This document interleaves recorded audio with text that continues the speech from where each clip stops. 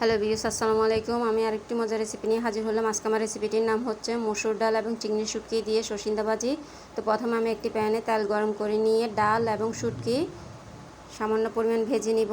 এখানে কোনো পানি দেওয়া যাবে না, দেখতে পাচ্ছেন। আমি স্বাদ মতো লবণ দিলাম। যেহেতু ডাল এবং শুটকিটা ভাজা হয়ে গেল, রসুন কুচি দিচ্ছি, পেঁয়াজ কুচি দিচ্ছি,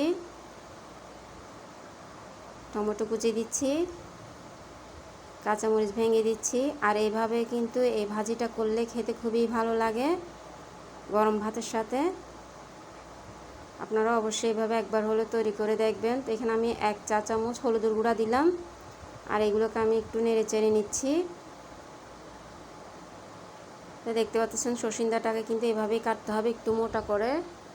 এখানে আমি আলুটাও অ্যাড করছি, আপনারা চাইলেও করতে পারেন কিংবা না চাইলেও না করতে পারেন, কোনো সমস্যা হবে না। তো দেখতে পাচ্ছেন মাশাআল্লাহ তৈরি হয়ে গেল আমার মসুর ডাল এবং চিংড়ি শুটকি দিয়ে সরিষা ভাজি। যেহেতু এগুলো সিদ্ধ হয়ে গেল, তো দেখতে পাচ্ছেন মাশাআল্লাহ তৈরি হয়ে গেল আমার মসুর ডাল এবং চিংড়ি শুটকি দিয়ে সরিষা ভাজি।